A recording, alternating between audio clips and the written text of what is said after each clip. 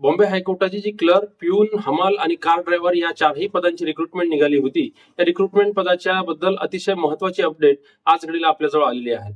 त्यामुळं या क्लर्क आणि इतर जे हायकोर्टाच्या ज्या रिक्रुटमेंट निघाल्या होत्या त्या रिक्रुटमेंटची शॉर्टलिस्ट लागणार की नाही असा प्रश्न अनेक उमेदवारांच्या मनामध्ये होता. वेगवेगळ्या युट्यूब चॅनलवर किंवा वेगवेगळ्या मार्गदर्शकांकडून हे भाकिते केले जात होते की शॉर्टलिस्ट लागणार नाही किंवा मग शॉर्टलिस्ट लागणार. अनेक असे वेगवेगळे मतांतरी होते. परंतु बॉम्बे हायकोर्टाकडून आज या चारही पदांची शॉर्टलिस्ट जे आहेत हे बॉम्बे हायकोर्टाच्या वेबसाईटवर प्रसिद्ध करण्यात आले आहेत. त्यामुळं या हायकोर्टाच्या या शॉर्टलिस्टमध्ये कोणत्या उमेदवारांची सिलेक्शन झालेले आहेत किंवा मग कोणते उमेदवार अपात्र ठरले आहेत त्याची सविस्तर जी यादी आहे ती यादी बॉम्बे हायकोर्टाच्या वेबसाईटवर सुद्धा प्रसिद्ध करण्यात आलेली आहे. बॉम्बे हायकोर्टाच्या वेबसाईटवर आपण जाऊन जर बघितलं, रिक्रुटमेंट ऑप्शन जर घेतलं तर त्याच्यामध्ये आपल्याला त्या चारही पदांची जी शॉर्टलिस्ट आहे ते शॉर्टलिस्ट पाहता येईल.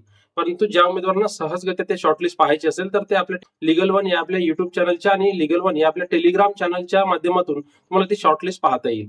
आता समोरचा प्रश्न असा आहे की या शॉर्टलिस्ट लागल्यानंतरची समोरची प्रक्रिया काय आहे आणि समोरचे जे स्क्रीनिंग टेस्ट आहेत या स्क्रीनिंग टेस्टची कधी होणार आहे, डेट काय आहे आणि सेंटर कोणते कोणते असणार आहेत याबद्दलची सविस्तर माहिती या व्हिडिओमध्ये पाहणार. त्यामुळे या व्हिडिओला शेवटपर्यंत पहा. नक्कीच या व्हिडिओची माहिती तुमच्यासाठी महत्वाची ठरणार आहे.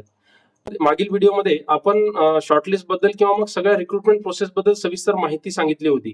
आतापर्यंत जी रिक्रुटमेंट प्रोसेस झाली होती त्याच्यामध्ये शॉर्टलिस्ट हे दरवर्षी किंवा मग प्रत्येक रिक्रुटमेंटमध्ये बॉम्बे हायकोर्टाकडून लावण्यात आलेली होती आणि याही रिक्रुटमेंटमध्ये तसे शॉर्टलिस्ट बाबतचे सर्व अधिकार बॉम्बे हायकोर्टाने स्वतःकडे राखून ठेवले होते.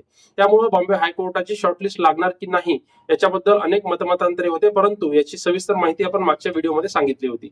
मागील व्हिडिओमध्ये ज्या महत्वाची माहिती दिलेली आहे, ज्या उमेदवारांना ती माहिती पाहायची असेल तर त्यांनी या साईडला क्लिक करून तुम्ही तो व्हिडिओ पाहू शकता किंवा मग आपल्या लीगल वन या युट्यूब चॅनलला भेट देऊन तुम्ही त्याच्यामध्ये एक प्लेलिस्ट आहे जे कोर्ट रिक्रुटमेंट आहे त्या कोर्ट रिक्रुटमेंटच्या प्लेलिस्टमध्ये जाऊन सुद्धा बॉम्बे हायकोर्ट म्हणा किंवा कोर्टाच्या रिक्रुटमेंट संदर्भातील सविस्तर माहिती जी आहेत हे अनेक व्हिडिओमध्ये आपण दिलेली आहे. त्यामुळं या व्हिडिओमध्ये समोरची माहिती आपण पाहूया. आता बॉम्बे हायकोर्टाची जे क्लर्क पदाची रिक्रुटमेंट आहे त्यासोबतच शिपाई पदांची रिक्रुटमेंट आहे, हमाल पदांची, कार ड्रायव्हर या चारही पदांची एक्झाम जे आहेत ते एकाच दिवशी बॉम्बे हायकोर्टाकडून घेण्यात येईल असं परिपत्रक मागच्या काही दिवसांपासून आपण पाहत आहेत. आता हे 26 एप्रिल 2026 ही डेट जी आहेत हे बॉम्बे हायकोर्टाच्या एक्झामची म्हणजे स्क्रीनिंग टेस्ट होणार आहेत अशी परिपत्रक आपण पाहिली होती. परंतु बॉम्बे हायकोर्टाचं हे परिपत्रक ते अंतिम परिपत्रक आहेत का किंवा मग 26 एप्रिल ही डेट जी आहेत हे अंतिम आहेत काय अशी कोणतीच माहिती जी आहेत हे जी शॉर्टलिस्ट लागलेली आहे त्या शॉर्टलिस्टमध्ये दिलेली नाहीये. त्या शॉर्टलिस्टमध्ये स्पष्ट असे सांगितले आहे की एक्झामचीच म्हणजेच काय स्क्रीनिंग टेस्टची डेट, टाइम आणि सेंटर तुम्हाला ते कळवण्यात येईल.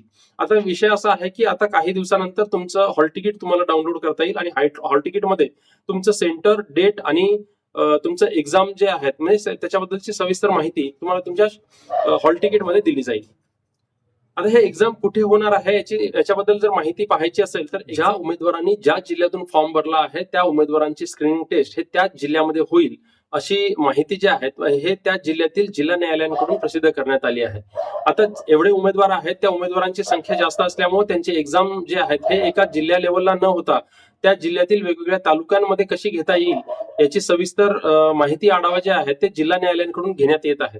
त्यामुळं याची सविस्तर जी माहिती आहे म्हणजेच काय की एक्झाम कशा पद्धतीने होणार आहे, कधी होणार आहे आणि कोणत्या डेटला होणार आहे याची माहिती आपण पुढच्या व्हिडिओमध्ये पाहणार आहे.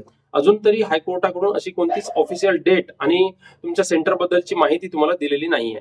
त्यामुळं स्क्रीनिंग टेस्टची तयारी कशी करून घ्यायची, स्क्रीनिंग टेस्टचा अभ्यास कशा पद्धतीने करायचा, स्क्रीनिंग टेस्टसाठी कोणते सब्जेक्ट आहे, त्याचा सिलेबस कशा पद्धतीचा आहे याची सविस्तर माहिती आपण मागच्या व्हिडिओमध्ये दिलेली आहे. तरी ज्या उमेदवारांनी ती माहिती पाहायची असेल तर तुम्ही आपल्या युट्यूब चॅनलच्या लीगल वन या युट्यूब चॅनलला तुम्ही भेट देऊ शकता. तुम्हाला या व्हिडिओची माहिती जर आवडली असेल तर नक्कीच तुम्ही या व्हिडिओला लाईक करा आणि आपल्या लीगल वन या युट्यूब चॅनलला तुम्ही सबस्क्राईब करून घ्या. कारण आपण रिक्रुटमेंटची जी प्रोसेस होणार आहे त्याची सविस्तर माहिती आपण वेळोवेळी आपल्या युट्यूब चॅनलच्या माध्यमातून प्रत्येक उमेदवारांना हे देतो. त्यामुळे भेटूया पुढच्या व्हिडिओमध्ये आपण अशीच काहीतरी फायद्याची आणि कायद्याची नवीन माहिती घेऊन. तोपर्यंत धन्यवाद.